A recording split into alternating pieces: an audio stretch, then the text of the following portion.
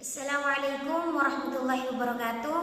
Perkenalkan, nama saya Qudratul Jannah, NIM 31323064. Program Studi S1 Sistem Informasi, Fakultas Ekonomi Bisnis dan Teknologi Digital, Universitas Nahdlatul Ulama Surabaya. Di sini saya akan menjelaskan materi sistem operasi tentang komunikasi antar proses dan thread. Apa itu komunikasi antar proses? 1. Komunikasi antar proses, interprocess communication atau IPC, adalah cara atau mekanisme pertukaran data antara satu proses dengan proses lainnya, baik itu proses yang berada di dalam komputer yang sama atau komputer jarak jauh yang terhubung melalui jaringan. IPC terdiri atas protokol yang menjamin sebuah respon dari sebuah perasaan.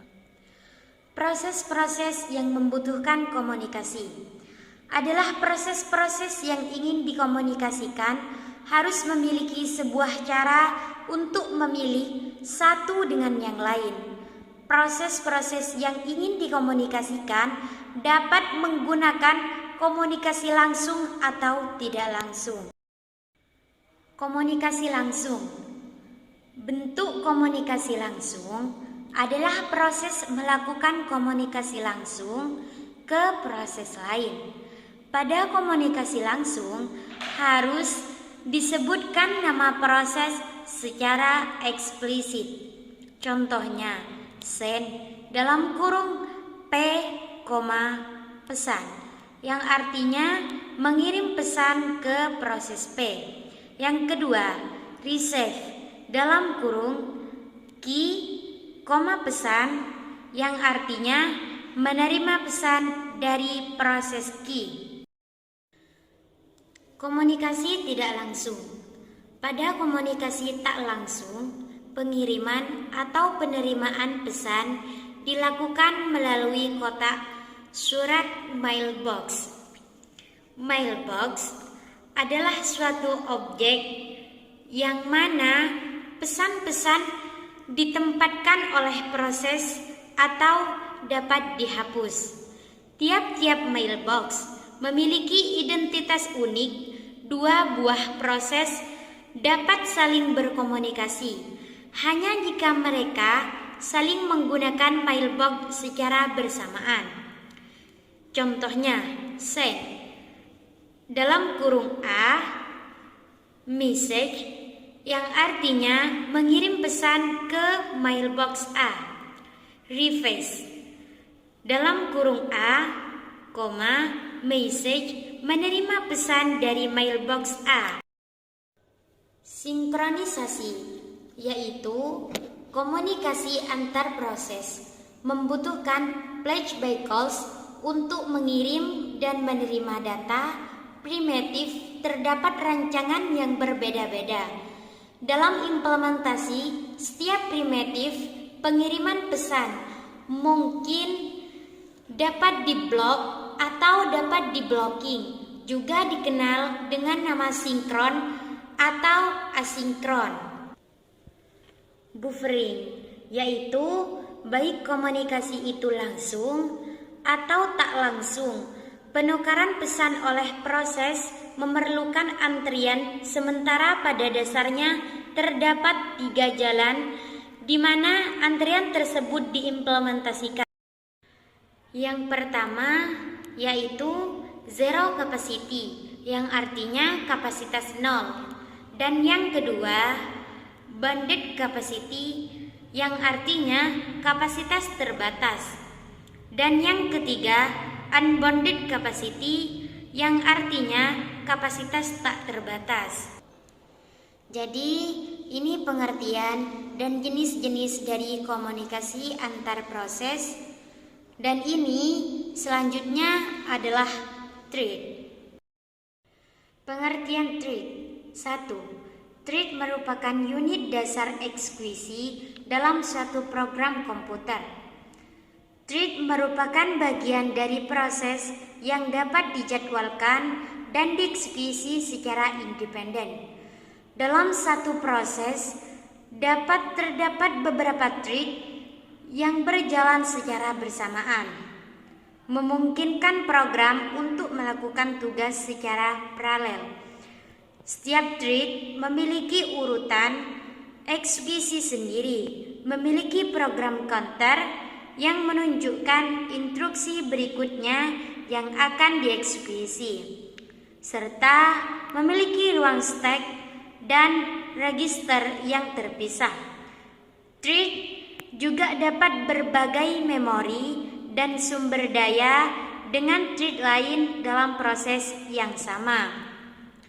2. Treat merupakan sebuah status eksekusi dalam kurung running, ready, blocked, dan suspended.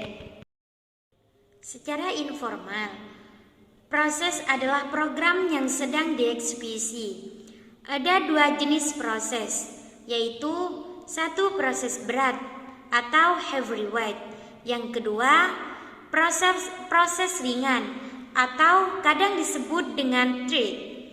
Treat saling berbagai bagian program, bagian data, dan sumber daya sistem operasi dengan treat lain yang memacu pada proses yang sama.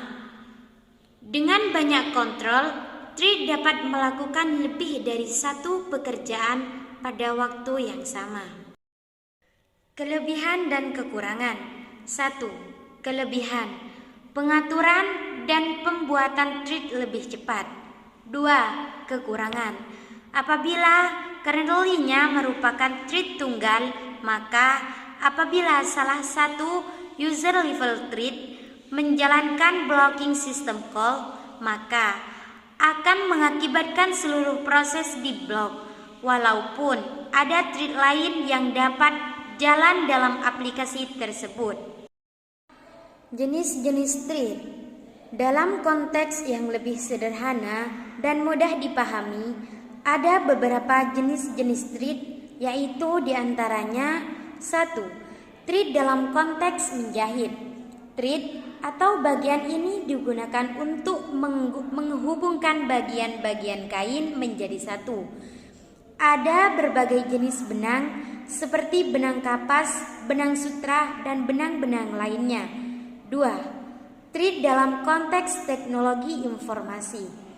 Treat adalah unit terkecil dalam suatu proses yang dapat dijadwalkan oleh sistem operasi. Ada dua jenis treat dalam konteks ini, yaitu user treat dan kernel treat. Dan yang ketiga, treat dalam konteks forum online. Treat adalah serangkaian pesan atau postingan yang saling terkait dalam suatu diskusi di forum online. Setiap treat biasanya dimulai oleh satu pengguna dan diikuti oleh balasan dari pengguna lain. Keuntungan dan kelebihan treat tersendiri. Keuntungan sistem treat yaitu 1. Responsif, respon lebih cepat. 2. Research sharing, menggunakan research bersama-sama. 3. Lebih ekonomis. Dan yang keempat, utilisasi CPU atau meningkatkan utilitas arsitektur mikroprosesor. Kerugian treat. 1. Jika digunakan secara berlebihan, multithreading akan berdampak pada pemborosan research dan CPU yang dialokasikan untuk switching treat. 2. Treat yang banyak bisa saling berinterferensi ketika saling berbagi sumber daya hardware seperti cache. Perbedaan proses dan treat. Treat berbeda dengan proses karena treat memiliki address space yang sama, yang artinya mereka mau berbagi variabel global. Karenanya, masing-masing treat dapat saling mengakses virtual address, membaca, menulis, bahkan menghentikan treat lainnya. Sedangkan proses bisa dimiliki oleh user dan kemungkinan proses tersebut menunggu atau ditahan proses yang lain.